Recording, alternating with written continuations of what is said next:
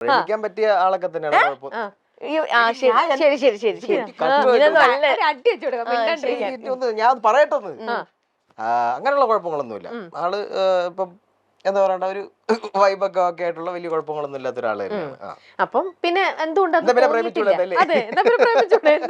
കൊള്ളൂലെന്നൊക്കെ എല്ലാരും പറയും. കാരണം എന്ന് വെച്ചാല് ചേച്ചി ഇനി ഞാൻ പറഞ്ഞോട്ടെ, പറയൂ. കാരണം ഇനി ഞാൻ സംസാരിക്കണ്ടായിരുന്നു. കാരണം വെച്ചാല് ഈ ഒരു ഫീൽഡിൽ വന്നിട്ട് ഇപ്പൊ ഒരു 10 വർഷത്തിൽ കൂടുതലായി. അപ്പോ ഇതുവരെ ഞാൻ പഠിച്ച യൂണിവേഴ്സിറ്റി കോളേജ് ട്രിവാൻഡ്രത്ത്. അപ്പൊ പഠിക്കുന്ന സമയത്ത് ഒത്തിരി പയ്യൻസ് എന്റെ പുറകെ നടക്കുമായിരുന്നു. അത് വെച്ചിരിക്കുന്നേ അല്ലല്ല, അവള് പറയട്ടെ ഉള്ള കാര്യം. എനിക്ക് ഞാൻ കള്ളം പറയുന്ന സ്വഭാവം. ശരി, പയ്യൻസ് പുറകെ നടക്കുക. അപ്പോഴൊക്കെ എനിക്കൊരു അഹങ്കാരമായിരുന്നു അത്. ഇങ്ങനെ എല്ലാരും നടക്കുമ്പോ നടക്കട്ടെ നടക്കട്ടെ നടക്കട്ടെ ഇങ്ങനെയായിരുന്നു. അപ്പൊ ലാസ്റ്റ് ഒന്നിനെ സെലക്ട് ചെയ്യാന്നുള്ള ഇതായിരുന്നു. അപ്പൊ എത്ര പേര് എത്ര നാള് നടക്കും എന്നൊക്കെ ഞാൻ ഇങ്ങനെ നോക്കി നിന്നപ്പം ഒരാൾ എന്റെ പുറകെ ഭയങ്കരമായിട്ട് നടന്നു. ഫസ്റ്റ് ഇയർ മുതലേ നടക്കുക. അപ്പൊ ഞാൻ ഒരു സെക്കൻഡ് ഇയർ കഴിഞ്ഞ് തേർഡ് ഇയർ ആയപ്പോഴാണ് ഞാൻ ഇഷ്ടമുണ്ടെന്ന് പറഞ്ഞത്. കാരണം പുള്ളി പോകുന്നില്ല, ബാക്കി എല്ലാരും ഞാൻ മൈൻഡ് ചെയ്യാത്തോണ്ട് പുള്ളിക്കാരന്മാര് വേറെ വഴിക്ക് ഇവൻ പോകുന്നില്ല. അപ്പൊ ഞാൻ പുള്ളിയുടെ നേരിട്ട് പോയി ഇഷ്ടമുണ്ടെന്ന് പറഞ്ഞു. അത് കഴിഞ്ഞ ആ റിലേഷൻ പിന്നെ കുറച്ച് നാളെ പോയുള്ളൂ. പിന്നെ ഞാൻ ഈ ഒരു ഫീൽഡൊക്കെ വന്നതിന് ശേഷം ശ്രദ്ധിക്കാനൊന്നും പറ്റിയിട്ടുണ്ടായിരുന്നില്ല. പുള്ളി ഞാനിപ്പോ നല്ല ഫ്രണ്ട്സ് ആയിട്ട് പോകുന്നുണ്ട്. പുള്ളിക്ക് ഇപ്പൊ കല്യാണമൊക്കെ ആയി കേട്ടോ. പക്ഷെ ആ ഡിഗ്രി കഴിഞ്ഞതിന് ശേഷം പിന്നെ ഞാൻ കുറച്ച് എന്താ പറയണ്ടേ, എല്ലാരും അറിയുന്ന ഒരു ആർട്ടിസ്റ്റ് ഒക്കെ ആയി. എല്ലാവർക്കും പിന്നെ അറിയാൻ തുടങ്ങി, പിന്നെ ബിസി ആയി തുടങ്ങി.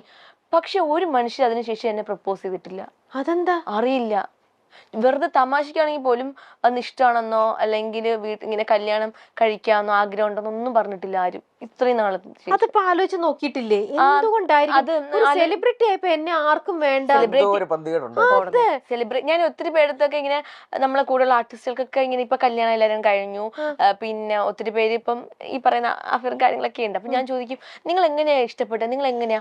അപ്പൊ പറയാം, അത് പെട്ടെന്ന് വന്നതാണ്, പെട്ടെന്ന് ഐ കോണ്ടാക്ട് വഴി ഇഷ്ടപ്പെട്ടതാണ്. ഞാൻ പറഞ്ഞു, പക്ഷെ ഞാൻ ഒരുപാട് പേരെ കാണുന്നുണ്ടല്ലോ, എന്നെ എല്ലാരും കാണുന്ന ഒരു അനിയത്തിയെ പോലെയാ. എവിടെ ചെന്നാലും ഞാനൊരു നല്ലൊരു ചേട്ടനെ കണ്ട് നല്ല ചേട്ടനാണെന്ന് തോന്നുന്നു. പോലും അവരെന്നെ ഒന്നെങ്കിൽ ചേച്ചിന്ന് വിളിക്കും, എന്നെക്കാളും മൂത്തതായിരിക്കും. ഒന്നെങ്കിൽ എന്നെ ചേച്ചിന്ന് വിളിക്കും, അല്ലെങ്കിൽ മോളെന്ന് വിളിക്കും. അങ്ങനെയാ. കാരണം ഞാൻ ഒത്തിരി പേരെ ചോദിച്ചു, എന്താ എല്ലാരും എന്നെ അങ്ങനെ കാണുന്നെന്ന് ചോദിക്കുമ്പോൾ, അത് നീ ഒരു കുട്ടി ആയോണ്ട് അല്ലെങ്കിൽ നീ ഇങ്ങനെ പൊട്ടിയെ പോലെ നടക്കുന്നുണ്ടാന്നൊക്കെ പറയും. എന്റെ തനി സ്വഭാവം ആർക്കും അറിയില്ല എന്നൊക്കെ ഞാൻ പറയും. അങ്ങനെ അതുകൊണ്ട് എന്നെ ആരും പ്രപ്പോസ് ചെയ്തിട്ടില്ല. ഞാൻ എന്തൊക്കെ ഇടയ്ക്ക് ചോദിക്കും, എന്താണ് എന്നെ ആരും പ്രപ്പോസ് ചെയ്യാത്ത? ഞാൻ എനിക്ക് പ്രേമിക്കണമെന്നൊക്കെ ഭയങ്കര ആഗ്രഹം ഉണ്ടായിരുന്നു. ഇപ്പൊ ഇല്ല, അതൊക്കെ പോയി.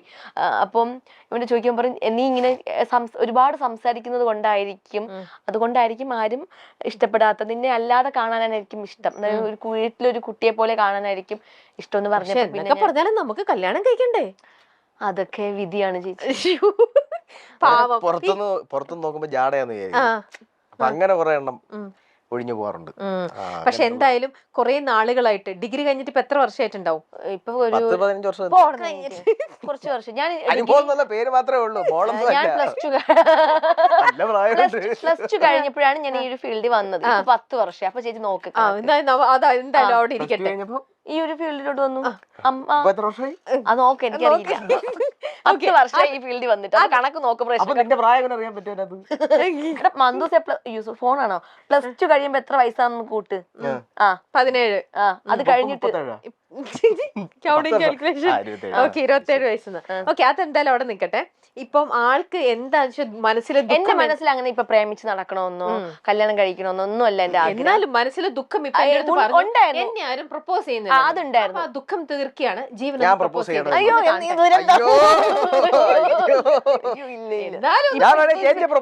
ക്യാമറ ചേട്ടന്മാർ ആരെങ്കിലും എന്നെ പ്രപ്പോസ് ചെയ്താൽ അതിനൊരു സുഖം ഉണ്ടെന്ന് പറയാം. അതിനൊരു ഫീലുണ്ട്. നമ്മൾ എന്നും കാണുന്ന ഒരാൾ വന്നിട്ട് പ്രപ്പോസ് ചെയ്യുമ്പോ. പക്ഷെ പുള്ളി വേറൊരു കാര്യം പറയട്ടെ, ജീവന്റെ ഒരു ക്വാളിറ്റി എന്ന് പറഞ്ഞാൽ, ജീവൻ എന്തെങ്കിലും ഒരു നമുക്കിപ്പോ എന്താ പറയണ്ട ഒരു സീനോ അല്ലെങ്കിൽ എന്തെങ്കിലും ഒരു കണ്ടന്റ് കൊടുക്കുകയാണെങ്കിൽ പുള്ളി അടിപൊളിയായിട്ട് അത് അഭിനയിച്ച് കാണിക്കും. ഇപ്പൊ റീലാണെങ്കിലും ഒരു റൊമാൻസ് സീനായിട്ട് എന്തെങ്കിലും കൊടുത്തു കഴിഞ്ഞാൽ പുള്ളി അത് അഭിനയിക്കുമ്പോൾ തന്നെ ഇവ ഇത്രയൊക്കെ അഭിനയിക്കും, ഭയങ്കര രസമായിട്ട് അഭിനയിക്കും. അതിൽ നമുക്ക് ഭയങ്കര ഫീൽ തോന്നാറുണ്ട്. അതൊക്കെ ചെയ്യാറുണ്ട്. ഇപ്പൊ തന്നെ നിങ്ങൾ സംസാരിക്കുമ്പോഴേക്കാണല്ലോ എനിക്ക് തോന്നുന്നതേ ഭയങ്കര ചുടിച്ചിട്ടാന്ന് വായാടി കുടിക്കായിട്ട് സംസാരിക്കുന്നുണ്ട് അനുമോള്. എന്നാ ജീവനാണെ വളരെ ക്വയറ്റ് ആണ്, കുറച്ചും കൂടി അതെ. നിങ്ങൾ ഭയങ്കര ബാലൻസ് ചെയ്തിട്ടാണ് ശരിക്കും സംസാരിക്കുന്നത്. നിങ്ങൾ ഇപ്പൊ ഇത്തരത്തിൽ ഇന്നിപ്പോ നിങ്ങൾ ഒരുമിച്ചാണ് ഈ ഒരു ഷോയിലേക്ക് വരുന്നത്, നിങ്ങൾക്ക് അറിയാം, നിങ്ങൾ ഒരുമിച്ചാണ് വന്നത്. അപ്പം ഓക്കെ, നിങ്ങൾക്ക് എനിക്ക് മുന്നേ വന്ന ആളാണ്. അല്ല, നിങ്ങൾക്ക് കറക്റ്റ് ആയിട്ട് ആ ഒരു വൈബ് അറിയാലോ. ശരി, എന്തിന് ഇവനായിരിക്കോ ഫസ്റ്റ് പറയുന്നുണ്ടാവുക, ഞാനായിരിക്കോ? അങ്ങനെ പൊതുവെ നിങ്ങൾ ഇങ്ങനെ ഒരു പ്രോഗ്രാം കാര്യങ്ങളിലേക്കൊക്കെ പോകുമ്പോൾ, പലതരത്തിലുള്ള ഷോസിലേക്കൊക്കെ പോകുമ്പോൾ നിങ്ങൾ എപ്പോഴും വെൽ പ്ലാൻഡ് ആണോ? ഇല്ല ഒന്നുമില്ല അല്ലേ. ഇങ്ങോട്ട് വരുമ്പോ പോലും ഞാൻ പറഞ്ഞു അവിടെ ആരെ ഇന്റർവ്യൂ തന്നെ, അപ്പൊ പറയാ ഒത്തിരി പേര് ചെയ്യുന്നുണ്ടല്ലോ. അപ്പൊ എന്റെ അടുത്ത് രമ്യ ചേച്ചിയാന്ന് പറഞ്ഞു. അതാരാ, ഞാൻ പെട്ടെന്ന് എനിക്ക് മനസ്സിലായില്ല ആരാന്ന്. അപ്പൊ പറഞ്ഞു രമ്യ ചേച്ചി കാണാൻ ഭയങ്കര ചേച്ചിയാണ്. ഇൻസ്റ്റാഗ്രാമിൽ എനിക്ക് എടുത്ത് കാണിച്ചു തന്നു ഫോട്ടോ. അപ്പൊ എനിക്ക് ചേച്ചി അറിയാം, പണ്ട് ചേച്ചിയുടെ പ്രോഗ്രാം കണ്ടിട്ടുണ്ട്. ഞാൻ പറഞ്ഞു എനിക്ക് പേടിയാ, ഞാൻ വരുന്നില്ല. കാരണം വെച്ചാൽ നേരത്തെ ഒരാൾ വന്നിട്ടുണ്ടായിരുന്നു, ഇവിടെ സ്ഥിരം ചെയ്യുന്ന വേറൊരു പെൺകുട്ടിയുണ്ട്. അപ്പൊ വിളിക്കാൻ വേണ്ടി വന്നേ, പേരൊന്നും എനിക്കറിയില്ല.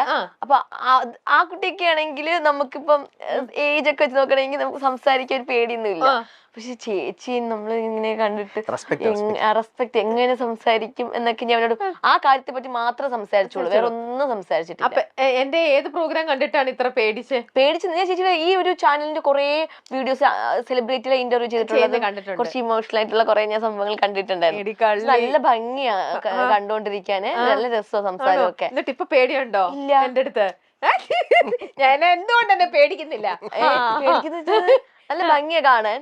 പിന്നെ എനിക്കറിയില്ല എന്താ ഇപ്പൊ ചേച്ചി ഓരോ ആർട്ടിസ്റ്റുകൾ വരുമ്പോ ഓരോ സംസാരമാണല്ലോ, പെരുമാറുന്ന രീതി. അതെ, അപ്പൊ ഇപ്പൊ മനസ്സിലായി. പേടിച്ച് വിറച്ച് അതല്ല ഞാൻ പറഞ്ഞത്.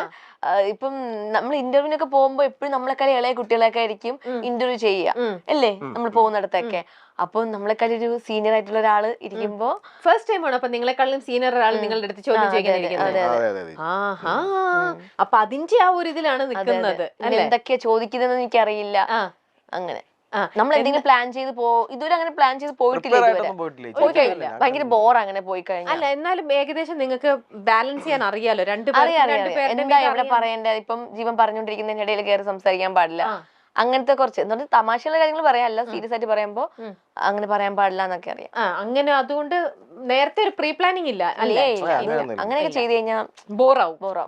പ്രോഗ്രാമിനാണെങ്കിലും അങ്ങനെയൊക്കെ ചെയ്യാറില്ല. സ്പോട്ടിൽ എന്താണോ പോകുന്നത് അങ്ങനെ അങ്ങ് പൊക്കോളും. ഓക്കെ, ഞാനിപ്പോ ജീവന്റെ കണ്ടിരിക്കുന്ന റീലിനകത്ത് എല്ലാം കൂടെ അനുമോളാണ്. ഞാൻ വേറെ അല്ലാതെ കണ്ടിട്ടില്ല. അങ്ങനെ ചെയ്തിട്ടില്ലേ? അതോ കണ്ടിരിക്കുന്ന കൂടെ സമ്മതിക്കത്തില്ല ചെയ്യാനൊന്നും. അതെന്താ അതെന്താന്നറിയോ, ഞാൻ പോയി കഴിഞ്ഞാൽ പിന്നെ വേറെ ആരും വരത്തില്ല. ഞാൻ ചെയ്യാൻ വേറെ ആളെ കണ്ടുപിടിച്ച് ഞാൻ പറയും എന്നെ വെച്ച് ചെയ്യുന്നോണ്ടാണ് നിനക്ക് ഇത്ര റീല് അതൊന്നല്ല. ഞാൻ പറയും ചേച്ചിയുടെ അടുത്ത് സത്യം പറ, ഇത് പറഞ്ഞ ഫുള്ളും പറയട്ടെ. അപ്പൊ ഇങ്ങനെ കേറും. അപ്പൊ അവൻ പറയും ആര് പറഞ്ഞു?